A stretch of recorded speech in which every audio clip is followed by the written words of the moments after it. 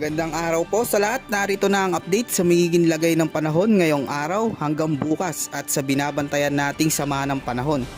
Ngayong araw nga ay apektado pa rin ng southwest monsoon o habagat ang malaking bahagi ng ating bansa, lalo na sa kanlurang bahagi ng Luzon. Asahan na magpapatuloy pa ito hanggang sa mga susunod na linggo at patuloy pa rin na magdudulot ito ng mga kalat-kalat na pag-ulan hanggang sa malalakas na pag-ulan at pagkidlat sa iba't ibang lugar sa bansa. Kaya pinag-iingat po natin ang lahat na maging handa at alerto sa posibleng pagbaha at pagguho ng lupa.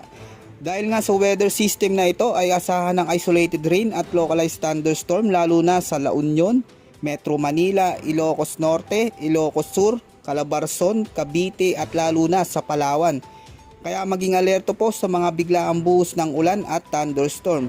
Samantala may namataan naman na isang panibagong sama ng panahon malapit sa Hilagang Luzon at posible itong maging isang low pressure area at magdudulot ng mga pag-ulan sa maraming lugar sa Visayas at Mindanao sa mga susunod na araw.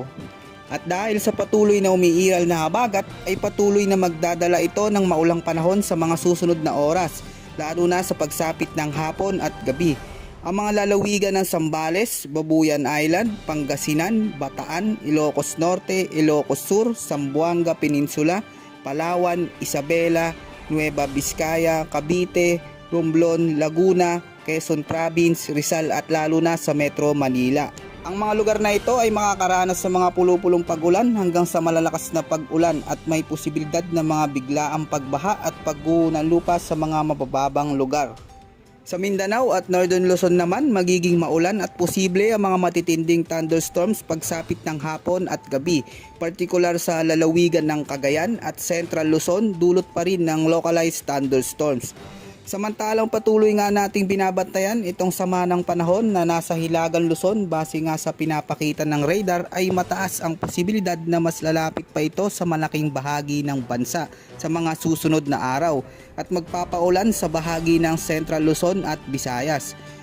Wala naman nakataas na gale warning sa ating bansa kaya malaya po ang ating mga mangingisda na maglayag sa karagatan.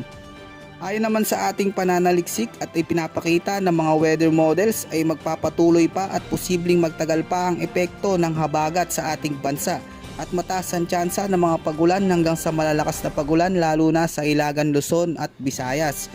Yan ang ulat panahon sa araw na ito at upang maging alerto at anda sa anumang panahon lalo na sa mga papasok na bagyo ay manatiling nakatutok sa lahat ng update na ating i-upload. Maging alerto at anda sa anumang panahon.